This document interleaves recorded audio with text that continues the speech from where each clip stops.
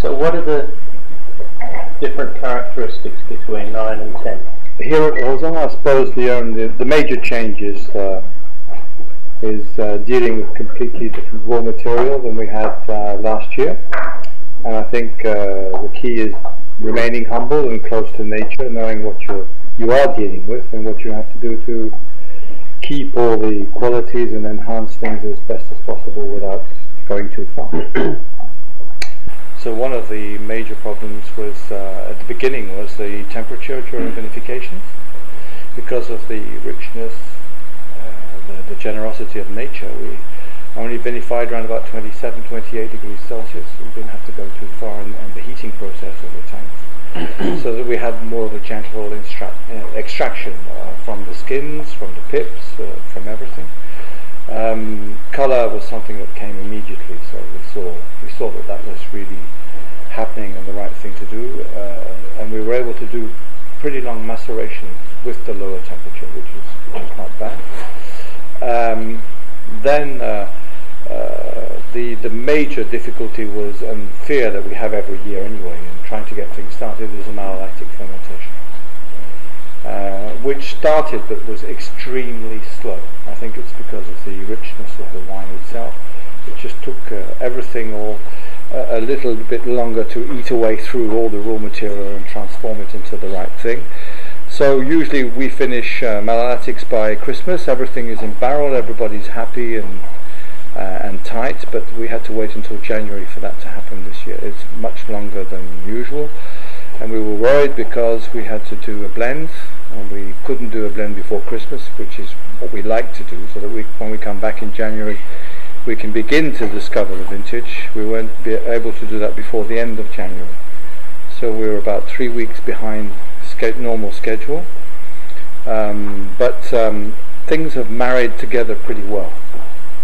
And despite the fact that the tastings are too early, always too early, it's amazing what's happened over the last, say, 3 weeks. The wines are really getting better and better all the time. We're very confident about the whole thing. It really is. For me, it's a great, really a true great vintage for Bordeaux. It's a British vintage. It's not as easy as 09. It's not an American vintage. It's a British vintage. It's something that's a little bit more complex, that you really have to look into to find all the qualities. You have to think about it, really. But when we do think about what we have and how it will eventually evolve, in my mind, people are going to be drinking 59 again. They're going to be drinking something as elegant and great and majestic as 1959. Great vintages like that, where you have the right balance between the richness and the acidity and everything else. Whereas 09s will stay the exotic, mouth-watering, luscious vintage, which are easy to drink and easy to appreciate. It doesn't mean they won't live very long, because 89, there's still some very, very good 89s to drink today. So it doesn't mean it won't keep, but I think 10 will go even further. It'll be the great 50-year vintage, I think.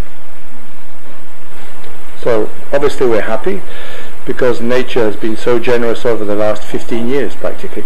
It's just amazing. So do you think this is the best Rauzan since the new regime? Well, I tend to want to say that, Andy, but we're so proud of the 05. At a lower level perhaps because of the density, but we don't know how things are going to evolve. We're only human beings. There's no machine to taste wine, right? And actually decide things. But we're so proud of something like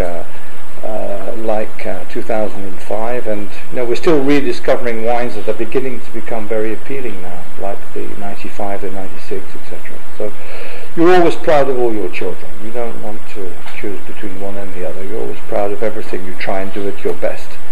So yes, another one to put into the collection today. But for us it's really amazing. And as I say, we've been practically tasting every day for the last 3 weeks, and things are really moving positively forward.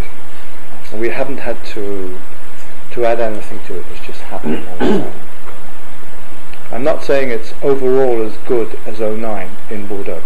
I think there are much more differences in 2010 than there is in 2009. That's why it's a little bit more complicated. You have to dive a little bit deeper into the glass itself to find out exactly what's there. But there'll be some great wines, I'm sure, in 2010, and people who've gone too far in the extraction, too much oak, etc. The beginning to dry out at the end, that sort of thing. But that's the usual story anyway in Bordeaux. It's all made up of people, and people are different, do different things. How's your alcohol content? We're not quite at 14%, we're at 13.8, I think, so. But it doesn't seem to be a problem. It's certainly not something that you can detect. You can on certain 2010s, it's true. But I don't think you can detect it there. And we've been relatively cautious with the oak because alcohol dissolves, and we don't want to dissolve too much oak because we've already got good enough tannins and naturally in the wine. So we're only going to go up to about 60-70% new oak, no more. And keep the fruit, keep the lusciousness of the wine itself. It's a beginning of 09 in your tasting, but it just ends in a different way. It just goes so long, so. Is there a particular change that you brought about in the last 10 years that you find really played to the strengths of the 2010 vintage? It's always a difficult question because the exercise changes every year according to the weather conditions that you have and all sorts of things.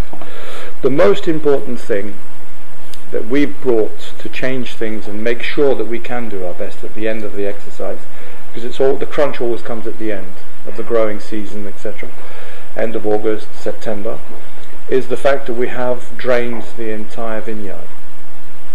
So we've first of all forced the root system to go a little bit deeper and fight a little bit more stress to fight for the elements that are going to make up the wines. And that also ensures much more quickly, if it does at all rain or you have too much humidity, drain away that top water, because the drains are only about a meter to a meter and a half below, is to drain off immediately any humidity that might remain in the vineyard, so that there's less evaporation when the sun comes out again, which goes to the berries, the skins, etc., and can bring on the fungi, the things that you don't want, that people in Sauternes are looking for, and not us, certainly not us. We don't like fog and we don't like humidity at that time of the year. The difference between 09 and 010 is that the nights were cool. So we had nice, good, warm weather during the day and cool nights, which also hindered the development of different yeasts, rots and that sort of thing, and kept the grapes very, very healthy. To be able to wait long enough for everything to be ripe. Everybody was very ripe, but everybody was smaller. That's why we've got about 10% less crop in 2010 than 09. For me, 2010 is composed of 3 vintages. 02, because of the concentration of the grapes. The concentration was made with the wind in 2002. We were losing hectolitres per week with the cold weather, the easterly winds blowing and just dehydrating the grapes all the time. So we had that concentration because we had to wait until mid-October before we could really go into the Cabernet Sauvignon. So we had less juice, thicker skins. 2003 because of the alcohol levels, the heat, the sunshine during July and August. And then 2005 as a base, as a nice, well-balanced base block of tannin and wine that you could sit things on to make something happen. We've been using a French word to describe the effect of the acidity on the wine, which is aérien. Now, I only got the English word last week. Somebody came up with it, and it's the right thing, it's lift. The acidity gives you a lift in the wine, brings out the aromas, the complexity, everything, and brings it on the end of the palate as well with this extremely good long length of right tasty tannins. So that's about it. Thank you very much. 2010. And the same thing happened at Canon, at St Emilion for us. The major difference is that we've got more wine because we didn't suffer from the hydric stress so much at the end of August, beginning of September, because we're on the limestone. We had a cool setting to begin with, and a humid setting as well. The stone retains a certain amount of moisture. So we've got a nice normal crop, I think of 33 or 4 hectolitres per hectare, which is normal for that place. It's something that